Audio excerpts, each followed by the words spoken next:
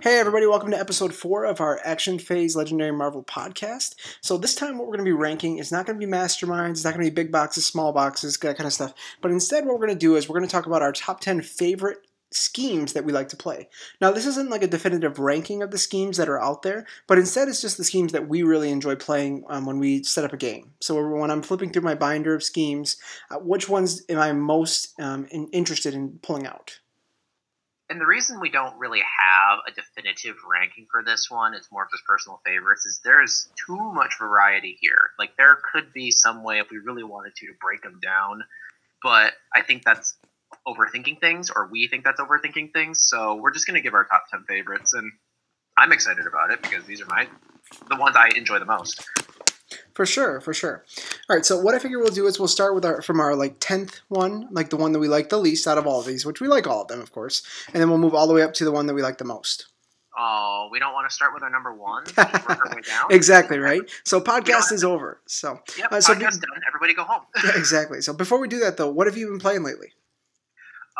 Well, I mean, I just posted the video of Master of Tyrants with my Savage Avengers Part 2, so that was definitely one of my favorites, and something that kept me occupied. I did respond finally to the question revolving around Archon, so please look on our channel, look in the comments if you haven't done so already. I did respond. Cool. And then I also recently did a play of the Midtown Bank robbery. That's a fun one. It's just a solid one. I have no complaints with it. I did it with mostly Spider-Man heroes. Oh, okay. So it got really really nasty for the villains pretty quick. Oh, extremely quickly. Yes. Yeah, I find like with the Spider-Man group that he is the easiest one to beat Thanos with. I would agree with that. He gets the ball rolling really quick, and then wall crawl. The fact that you can buy a hero and already put it on top of your deck right away, instant reward. Well, not just that, but due to the fact that Thanos' Master Strike steals cards away from you, it makes it so much easier for you to be able to recover because everything is 2 cost. Yes, you're not like wasting 4 cost on a card when you've already just wasted 2 on a Spider-Man card. You're like, well, there's plenty more where those came from. Yeah, exactly. So yeah, I've been also playing a few games of Legendary lately. I'm actually setting up to play my Deadpool verse game right now. It's going to be a pretty cool one. I'm using 3 different Deadpool characters. The base set Deadpool, Venom Pool, and I'm going to use Gwenpool. And then they're going to play against Mr. Sinister. Ooh, so that'll be pretty good. Oh yeah, it's all good. One of my favorite masterminds. So, and then I've also been playing some Splendor, and I've been playing some Seven Wonders Duel. Ooh, okay. So you've also been expanding outside of the realm of Legendary a little bit. My wife and I and roommate have we're now getting into the expansions of Catan. So there's a Catan. We've had 2 of the expansions, which have like 5 different versions in each one for years. Yeah. Never played any of them. Now really? We have. Yep. Have you played the Game of Thrones one that I let you borrow? Oh, that one I played, yes. That one played several times, and it's quite fun to just let the wildlings breach the wall. Oh, yeah, exactly. That's one of my favorite versions of Catan. It's so cool. So it's different. I think they executed it quite well. Yeah. We still have to try the outer space one. But anyways, all right. So let's go ahead and get started. I'll go ahead and start with my honorable mention, I would say, my number 11, because I can never get it down to the number we need. My honorable mention is going to be Mutant Hunting Super Sentinels. Interesting. Do you remember this one? I do. Okay, so it's 9 twists. You have to include 10 sentinels as an extra henchman. So what happens with the twist is you stack this twist next to the scheme as a sentinel upgrade, and then you shuffle all sentinels from the player's victory pile into the villain deck. And then you play another card from the villain deck. So it keeps things rolling as well, but it also puts those sentinels back in there, which allows you to do some deck thinning as well. And it's so good for X-Men games, and just like classic X-Men games. And the nice thing is as well, it increases the difficulty with the special rule, because all sentinels get an additional attack point for each one of the upgrades that's next to the scheme. Okay. Yeah, I can see where you would like that, and you would make it your honorable. Yeah. I love like the Sentinel Henchman group. It's a really fun one. Well, I guess since you're going to have an honorable mention, I've got to have one too. So I just decided to like start sorting through. Like, I have like a little pre-made pile of schemes that I like narrowed it down to like the 20, and then I pulled out the 10. So like out of this remaining 10, I just had to like finally narrow it down to my honorable mention. I'm actually going to go with Trap Heroes in the Microverse. Okay. I think that's actually, I love the concept of size changing as a keyword, and the fact that this actually implements size changing in the special rules makes it very interesting. It changes the dynamic of the game. So you actually have 11 twists, which is the other reason I like Trap Hero in the Microverse. I want more twists. Like, I don't want it to be like 7 twists and you're done. I want more time in the game. Add all 14 cards for an extra hero to the villain deck, changing it up a little bit more. And then the special rules where the heroes in the villain deck are micro-sized villains with attack equal to their printed cost. They have size change for their card color and no other abilities while in the city. When you fight one, choose any player to gain it as a hero. Yeah. From the very beginning, I could understand why you like this one, just because I know you're a huge fan of the Ant-Man set, and so with that size-changing keyword, you're a sucker for that right away. Right. But I don't think it's like with the special rules and everything that it's simplified or anything. Like their twists, whenever they come out, you have to play 2 cards from the villain deck, so you can get the city jam-packed very quickly, and evil wins when 3 villains per player have escaped or the villain deck runs out. So if you get a pretty bad combo set up or a chain going on, you're going to lose. Yeah, that's understandable. So, all right, so my number 10 is going to be from the Venom set. It is Invasion of the Venom Symbiotes. It's 8 twists. You add an extra henchman group, which I always like. I really like the fact that it's not a timer scheme as well. So it's not based on like when 8 twists occur, you lose the game. That's going to be a big theme that you're going to find with a lot of the schemes that I actually like. It's not focused on whether or not the right number of twists has come out, but instead it's focused on a secondary win condition. Like if something has escaped, or if you have this many of your individual HQ spaces filled with like an obedience disc, those kinds of things. So the twist is that the twist enters the city as a 3-attack symbiote villain worth 3 victory points, and then it has an ambush ability. It symbiote bonds with another villain in the city. So it increases the power of villains within the city, and it also causes you to have to think twice about what you're going to fight. And it's continuously changing the game because the city is something that's going to be continuously evolving. Okay, you can't just say like, okay, I know next turn this card is going to be a 5-cost card, 5-attack card, so because it could easily be an 8-attack card the following turn. Nice. I'm actually I'm zeroing in on your comment earlier on how you're not gonna. A lot of your schemes don't have the twist win, like have the certain number of schemes to happen, and then like evil wins. You and I are gonna definitely agree on that. I really don't like that. Disclaimer though, I do have 2 in my set. So I don't like it, but it is in my top 10. I don't like it at all. The reason these 2 are still in here is because, one of them is because the theme is, I just love the theme. I love the arc, like it's based off of the comic scenarios. And then the other one is the fact that it kind of like flips the game upside down, if you will. And when I get to that one, I'll explain it more. But like my number 10 is actually that first one I was talking about. It's Secret Wars. This comes out of the Secret Wars Volume 2-pack. Okay. You get 8 twists, and then twists 1 through 3 add another random mastermind to the game with 1 tactic. Oh, I love these ones. Yes, and I like that because I love adding more masterminds into it just to kind of see them. Yes. And the fact that it only comes with 1 tactic makes it challenging, but still beatable. Manageable. Exactly, it's manageable.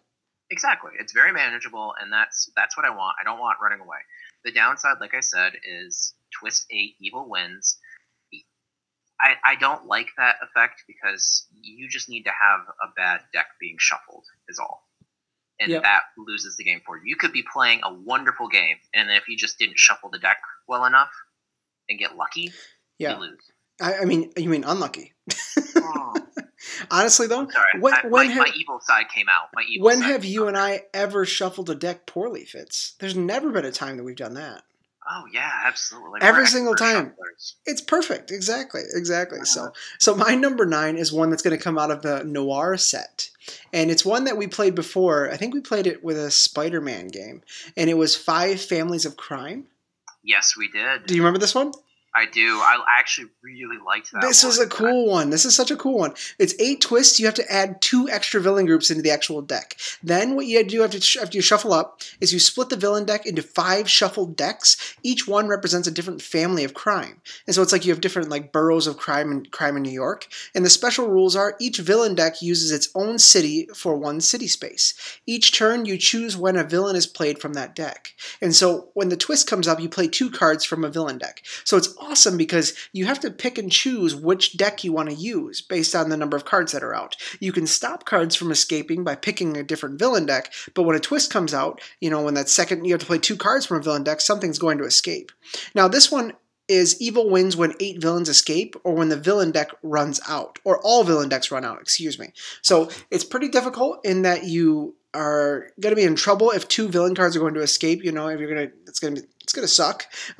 But it's really, really cool because I think the twist on it, having all these different, spaces that you can choose from for your actual villain to come out is really nice. It's fun.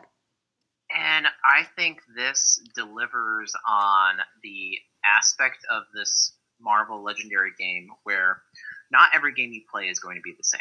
It's based on the heroes or the villains or the schemes you play. It changes the game drastically. But I think this one takes it to a whole new level that you're almost playing a different game. Not a bad game, a good game. And you're not expecting that experience. And I agree with you. That is a really good scheme twist or scheme. I would definitely have that in my set if I actually owned it. Yeah, in my opinion, this is like the ultimate party scheme without it feeling like a gimmicky party scheme. By party scheme. As in, like, if you have a group of friends over and you have a bunch of people who don't know how to play, who aren't familiar with it, this would be a fun one to play with everybody.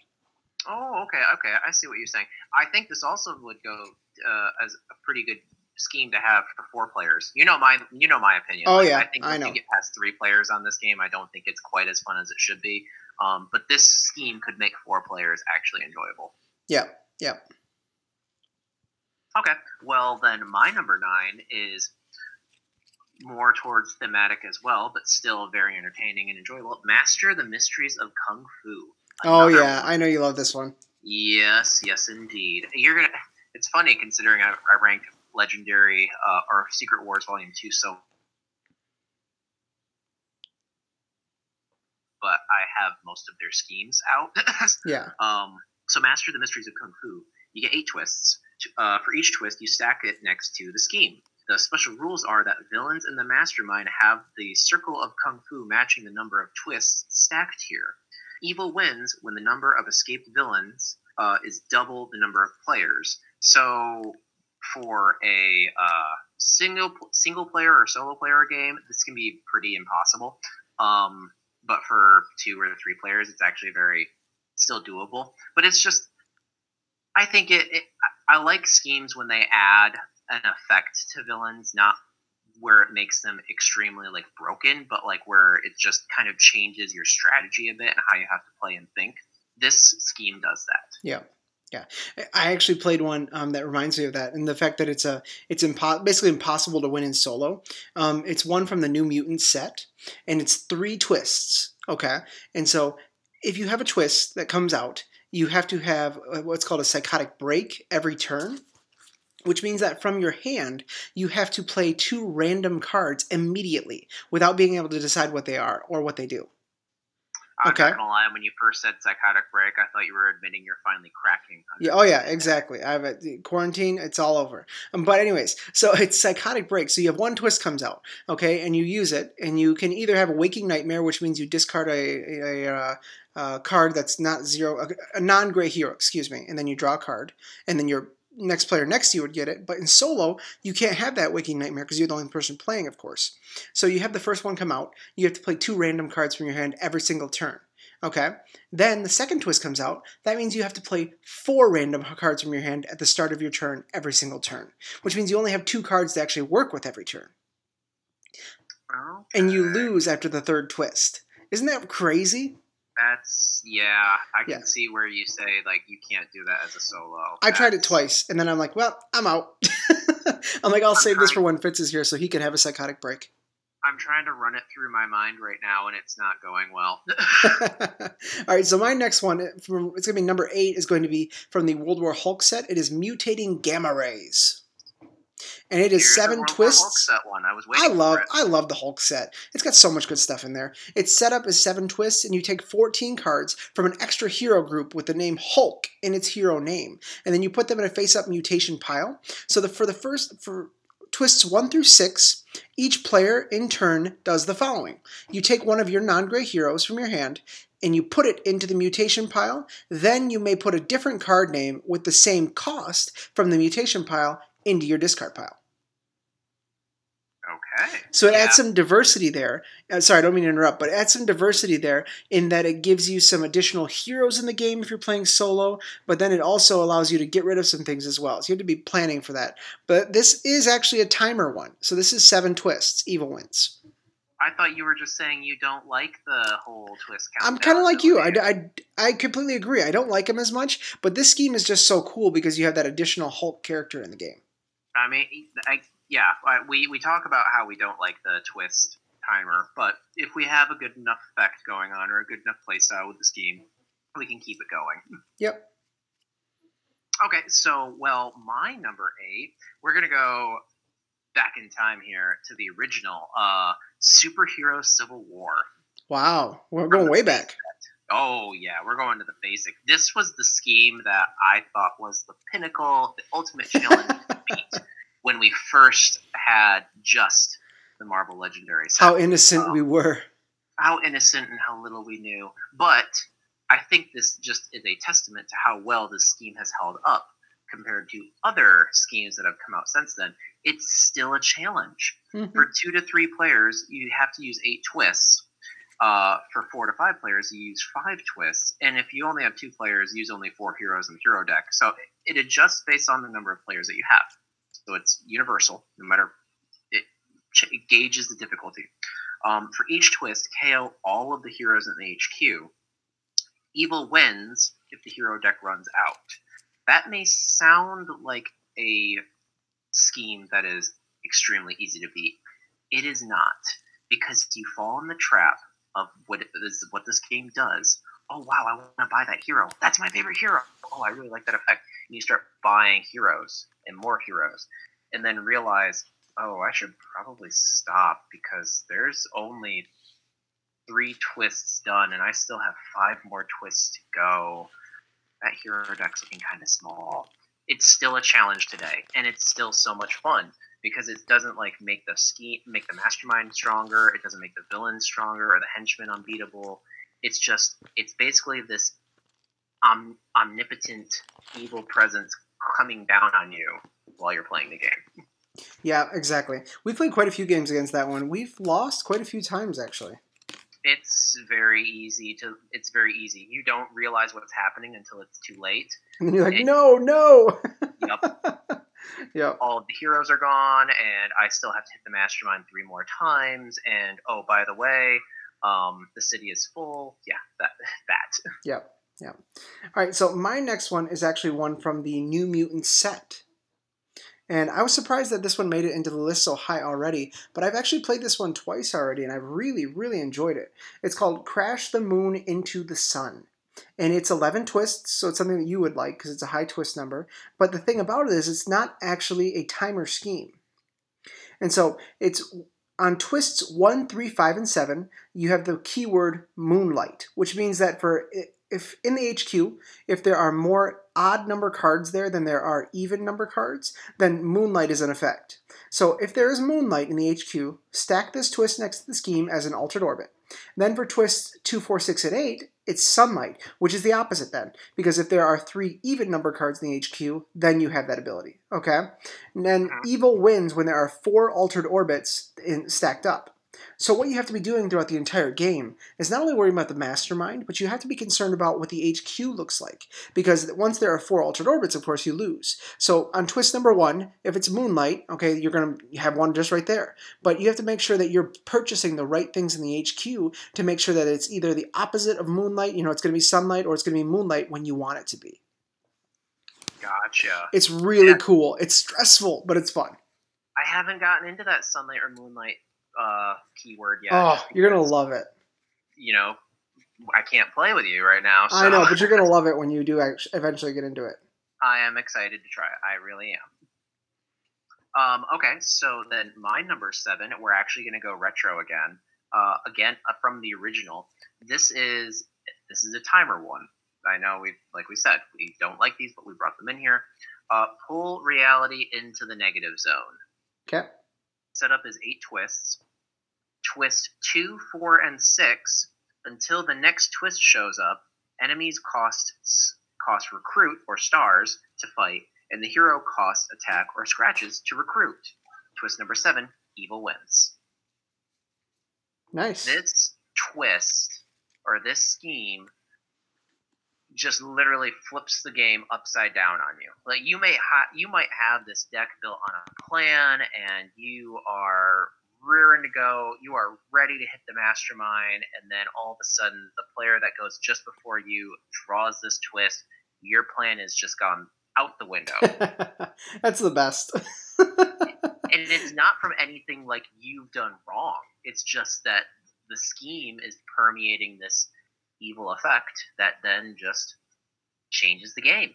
Yeah. And I think that's why I have so many of the original schemes in here from the base set, is they aren't this unbelievable, I guess, scenario that I'm just so scared of how I'm going to play and how it's going to work out. It's actually just this, it's almost kind of like a side effect, like a field. A field has been activated. I'm pulling from Yu-Gi-Oh! Here. It's a field spell that just got played. Yep. And it just has this permeating effect in the game. It doesn't break you. It just kind of inconveniences you. But the game is still fun. Yeah, well, that game has definitely changed, so it's not just like a basic field spell anymore, right? So, no, I actually have a couple of the base set schemes as well, too. So the nice thing about the base set schemes as well is that because a lot of them are a little bit more simple, you can pick a more complex mastermind to be able to play with. And that's the thing, is it's a balancing act of finding a scheme that's the right level of difficulty for the mastermind that you're trying to play. Yeah, I think that's where I get a hard time getting on board with some of the newer schemes, with some of the new masterminds, because I don't think I can play them together as easily. I could only do it by myself or with a select group of friends. Yeah. If who I know are ready for the challenge. If it's for just a bunch of other friends who just like Marvel heroes and want to have a good time, I'm not going to pull the hella scheme scenario you put on your video a couple weeks ago, because that's not fun. Yeah. No one's gonna win. No one's gonna understand. I liked it. I know, but that's why I said us, me, and exactly. Friends. So I think schemes and masterminds have kind of like separated, and each is just like now a challenge where, well, we're gonna make this amazing mastermind, and then make this scheme this amazing scheme, and they keep trying to one up each other. Yeah. Doesn't work well. Yeah, I've definitely enjoyed it so far, though. So my next one, my number 6, is going to be Shoot Hulk into Space. We're going back to the World War Hulk set. I just love the fact that they made that a scheme, because I love that comic. Oh, it's so good. It's so good. The lead up to Planet Hulk and then World War Hulk eventually, it's so good.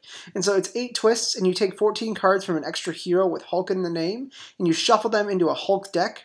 Twist, you put 2 cards from the Hulk deck into a face-up prison ship stack next to the shield officer stack. So it's an additional stack, okay? And so special rules, you can recruit the top card of the prison ship stack. So it gives you to basically have ability to have basically an extra HQ space that's dedicated specifically to a specific hero Hulk that you pulled out. Okay, yep. Now, the scheme, I feel like, matches with the comic. Yeah, and when you lose, though, is when there are 10 cards in the prison ship or the Hulk deck runs out. So technically speaking, this is also a timer in that it's 8 twists and there are only 14 cards in the Hulk stack. So after 7, you're still going to lose. Yeah. I don't think of it that way, though. Yeah, you really got to look past it. But see, that's a nicely disguised scheme. It's a timer, yes, but it's hidden behind the theme. Exactly, which is wonderful. I can see why you picked it. All right. Well, the next in my list, one I actually just played recently. You may have seen it on my video. It's the Master of Tyrants. This honestly just came up because I just now played this scheme in that solo playthrough. Okay. And I'm not gonna lie, I am not a huge fan of solo games for Marvel. Not because I think it's like solo games are bad. No, quite the contrary. It's just, I'm a purist in the sense of like games I feel like are meant to be played with other people and friends. But I still had fun with this scheme, even though I was playing a solo game. It didn't feel overwhelming. Like, yeah, for the setup, you have 8 twists, and then you choose 3 other masterminds. You shuffle their 12 tactics into the villain deck, and those tactics are tyrant villains with their printed attack and no abilities. Yep. I think that's the part that saves it. They don't have abilities. You're just fighting the masterminds. But it's still cool to see them in the city. Twist 1 through 7. Put this twist under a tyrant villain as dark power. It gets 2 more attacks. Could you imagine, though, what kind of disgustingly difficult game you could put together with this? Oh, I chose wisely. There's a reason Thanos didn't show up as one of the tyrants. Could you put Thanos and Galactus and Fin Fang Foom in there? Yeah. Every single one of them has at least 20 attack. And that's another reason why this twist is in here as one of my top 10 favorites, is because I can gauge the difficulty. I can set it to higher or lower. By video, I just decided to stick with a theme and do everyone from Secret Wars Volume 2 because, hey, let's get all of the masterminds out of the way for Volume 2. Ooh, charge, gross. Yes. Oh, bad. But all said and done, love this scheme. Love the fact that it doesn't have a timer on it. It's just at twist 8, all tyrant villains in the city escape, which if you've been playing your game right, you shouldn't have a lot or have had a lot escape already, because evil wins when 5 tyrant villains escape the actual city. Yeah. That's manageable. You've seen the video. What I played. It's extremely manageable and extremely doable. Yeah.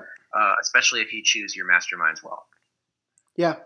Definitely. My problem is that I'm such a masochist in this game that I would just pick the worst masterminds for myself. That's fine. You can do that, and that's the best thing about this game. Because if you want to have that insanity, go for it. Yeah.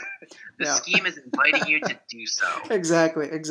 Be as terrible of a person as you want to be. So exactly. All right, so. And then we other regular human beings, Zach, will be enjoying this game at a moderate level. Yeah. Look over as I'm being stabbed to death, and I'll be like, "This is great." All right, so my number 5 is from Revelations, and the reason I really like the Revelation schemes is because they transform. This is where the transforming schemes were first introduced, and it's going to be House of M. Oh, I almost put that one in here. I really like this scheme. The one thing about it that I don't like that didn't made it so it wasn't quite as high was the fact that it does lock you on the other side. And so that was my one problem with it. And so it's 8 twists. The hero deck is 4 X-Men heroes and 2 non-X-Men heroes. And so it's 8, and you add 14 Scarlet Witch heroes into the villain deck, which is cool, kind of like the Dark Phoenix one. Special rules, each Scarlet Witch in the city is a villain with attack equal to its cost plus 3. So if you fight one, you get to gain it as your hero, though, which is kind of nice because it adds a little bit more diversity to the game. You get some more heroes in your actual hero deck as well. When a twist comes up, you KO all non-X-Men heroes from the HQ. If there are at least 2 Scarlet Witch cards in the city, the scheme transforms, and otherwise you play another card from the villain deck. So the secret of the game is to make sure you are keeping the Scarlet Witches out of the city and you're recruiting them to your actual deck. So when it does transform, though, the other side is disgustingly difficult because the special rules are each Scarlet Witch in the city as a villain is with attack equal to its cost plus 4, and when you fight it, you still get it as a hero. And when a twist occurs, you KO all X-Men heroes in the HQ, and you play another card from the villain deck. So when the number of non-gray heroes in the KO pile is 10 plus double the number of players. Okay? And so that's really, really difficult. And the other side is called No More Mutants. I really like this scheme. I found it to be pretty difficult when we played it, but I like the fact that it also puts some heroes into the villain deck, so it's always fun. See, and I think that's why the reason you like it is the reason I dislike it. I heroes into the villain deck. Maybe what if I want to play with Scarlet Witch? Don't tell me what to do. Yeah, that might be selfish of me. But the other reason I had a hard time putting that scheme in my top 10. Don't get me wrong, it's a great scheme. I love it. Didn't put it in my top 10 because I felt like this scheme really dictates how well you want to win by deciding how your hero deck is built, which I understand is a deck building game. Yeah. It's the point of it. Okay. But I don't like a scheme telling me that I better have a couple X-Men heroes in my deck if I want to play it. Okay. What if I don't want X-Men heroes in this deck? What if I want just Avenger heroes? Or what if I want something else? Okay. So you like to be able to construct your hero groups. You're not talking about your individual deck, but instead the actual hero deck itself. One of my favorite aspects of this game is being able to just look at all of the heroes in the Marvel Universe and being like, you know what team would be great? These people. Yep. And putting them together. Because I think that's what the point of this game is. I feel like House of M kind of hampers that a little bit. Not to a point where I think it breaks the game, but just enough where it's just, I put it off to the side. Still like it. Still think it's a great scheme. Just not my favorite. Yeah, and see, I think of it from a different perspective. Is like I come from it as from like if I want to play a cool thematic game that's going to be specifically related to a sector of the Marvel Universe, then this is a great scheme for me to go to. That I can agree with you on. 100%. So what's your next one? So I'm actually going to go to another part of the Marvel Universe, and we're going to invade the Daily Bugle News HQ. That's a good one. Oh, I think it's perfect. It's from Paint the Town Red, right? Hmm? Is it from Paint the Town Red? Yes. So we have set up 8 twists, add 6 extra henchmen from a single henchman group to the hero deck. Special rules: you can fight villains in the HQ. Twist: KO a hero from the HQ. Put the highest attack villain from the city into the HQ space. Evil wins when there are 5 villains in the HQ. I think I really like this scheme, not just because of the theme and the idea of it, but because it makes the hero deck it's another permeating effect. It's something you have to think about and keep an eye on. It doesn't break the game or like provide this overly powered challenge that like then adds to the villains of the mastermind where they're unbeatable and godlike. It's this field effect that you have to keep an eye on. Yeah. And that's manageable. I think that's fun. That's enjoyable. You are gonna love Sunlight and Moonlight. Seriously, the fact that you have another aspect of the game that you have to manage. I know that's like one of your favorite things about Legendary, and so you're really gonna like that. I am excited now that you've mentioned that. So my number 4 is going to be another one that's related, kind of like to House of M, because it's one that helps you to have another hero that's included in the actual villain deck. Can you guess what it is? Another hero in the villain deck. I don't know. Dark Phoenix Saga. Hmm? Dark Phoenix Saga. Oh, yeah. Yeah, right. So it's 10 twists, and you have to include the Hellfire Club as one of the villain groups, and then you put Jean Grey into the actual villain deck. The special rules are Jean Grey cards in the villain deck are villains with attack equal to their cost. So it's a little bit easier than the House of M because there is an additional, attack bonus, but you ambush, they have this ability as well. You ambush, play another villain card. So there is that aspect that you have to deal with because they are going to be causing more cards to actually be played from the villain deck. Now, when a twist occurs, you have to shuffle all Jean Grey cards from the KO pile and from other players' hands and discard piles into the actual villain deck. And so when 5 Jean Greys have escaped, you lose the game. So my only issue with this is that sometimes this can get out of hand, especially if you're playing in solo games. So this is much better in like a 2-player game. I actually would recommend to any of our listeners, just don't do this as a solo game. Like, honestly, just don't. Yeah. Yeah. The Hellfire Club as a villain group is hard enough as is with 2 or 3 people, but by yourself and then throw this into the mix. I mean, if you want a challenge, go for it. I mean, I won't stop you, but if you want to have fun, maybe you're not. And if you really want a challenge, play against Dark Phoenix at the same time. I mean, thematically, I am screaming out in agreement right now. We did it. Don't you remember? We played that game and we won. I was also sweating bullets, and not because Dark Phoenix, I feel like, was permeating heat from the game board itself. All right, what's your next one? So my next one is Age of Ultron. Oh, I love that scheme. That's fun. The title also goes with the movie. It's wonderful. The setup, you have 11 twists.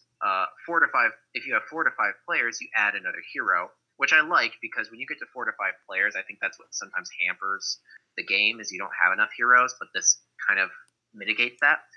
For each twist that comes up, put the top card of the hero deck next to the scheme in an evolution pile. Then this twist enters the city as an evolved Ultron villain. Special rules. Evolved Ultrons have 4 attack and are empowered, love that keyword, by each color in the evolution pile. They're worth 6 victory points. Evil wins when 7 evolved Ultrons are in the city and or the escape pile. This scheme is extremely challenging. Do not get me wrong.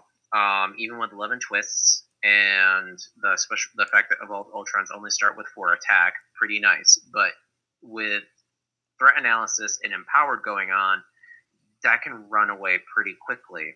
But there's a reward out of the fact that they're worth 6 victory points. Coupled with 2, I think Evil wins when they set it up to 7 evolved Ultrons are in the city and or escape pile is when Evil wins. I think that's actually a really good number. They didn't if it was any lower than 7, I think this would be a bad scheme. 7 is just on the line where it's great. If they made it 8, I think it would be even better, but I can still work with 7. Yeah, I think in this specific scheme though, like you usually like a higher count scheme because it gives you a little bit more time in the game. This one, honestly though, it definitely increases the difficulty because of the fact that there are so many more. Because those schemes actually come in as high attack villains as well.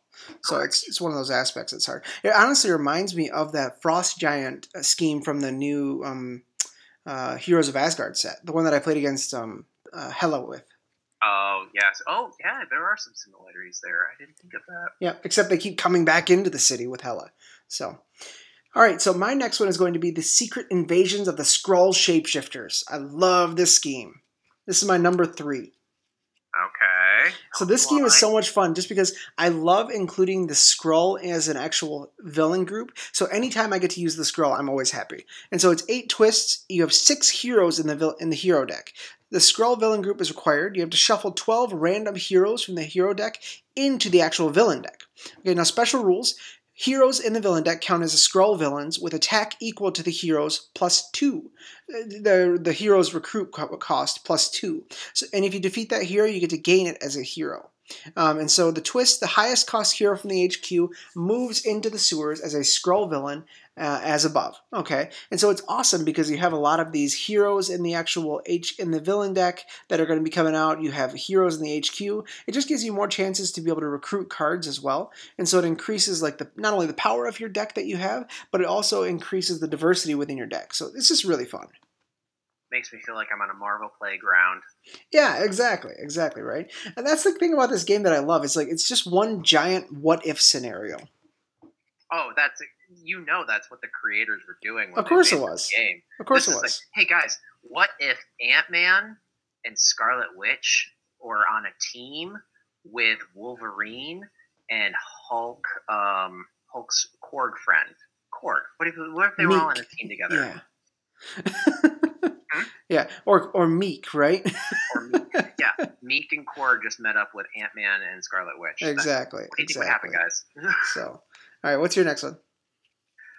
So, ironically enough, it's also a Kree-related or a Skrull-related.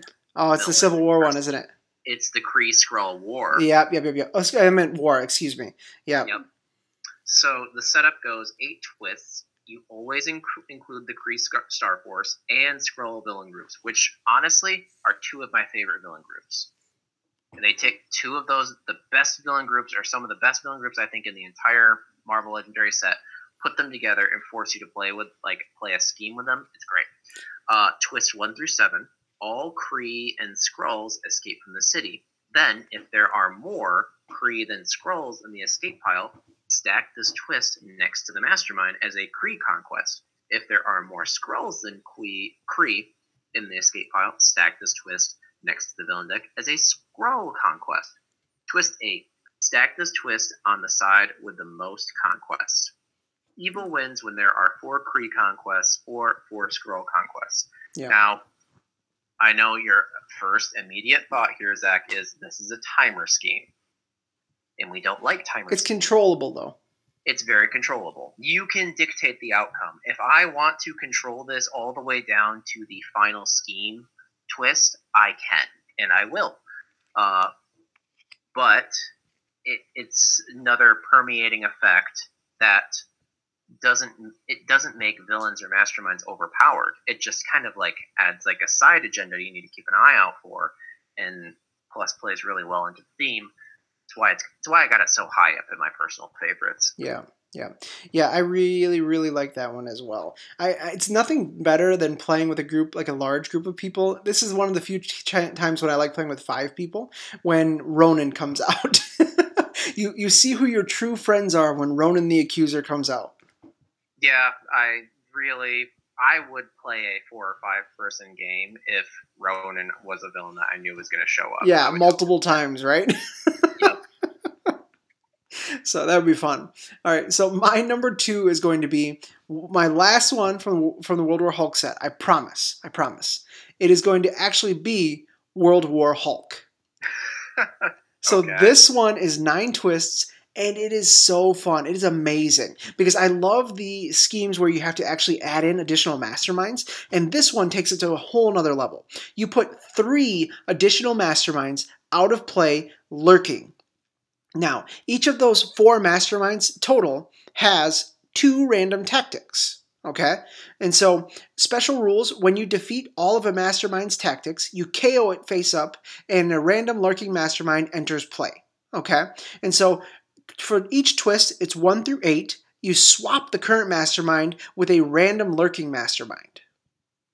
Okay, so the masterminds are continuously rotating through. So you're prepping the entire game for this mastermind, then a twist comes up, boom, suddenly you have to, fight against General Thunderbolt Ross, and he has a bunch of, helicopters that are protecting him, and you can't attack him anymore. You got to take out the helicopters first. Or Thanos comes over and he's 24 and he's just a beat stick that you can't do anything against. Now, the only thing against this is that it is a timer, but there's so much more that's good about this versus the timer that I don't care. You've made your case, and I can agree with it. Yeah. I played one game a while ago because I was whatever, I was just making things up, and I put Thanos in there, I put Galactus in there, and then I put in Mysterio with the 4th one as well. Yeah, it didn't go very well, but it was fun. It doesn't go very well, but also that's an evil council I would not expect. These 2 titans close to being gods in the Marvel Universe, and then Mysterio be like, hey guys, I got some magic tricks for you. Exactly. He faked his way to the top, Ooh, I see what you did there. Well played. Go ahead. What's your second one? My number 2, and it's not even like, honestly, the special rules I don't even think really apply that well as a game, but it's Hail Hydra. I love Hail Hydra. It's so fun. Hail Hydra. I won't even get into the details of the scheme. I'll never abandon S.H.I.E.L.D.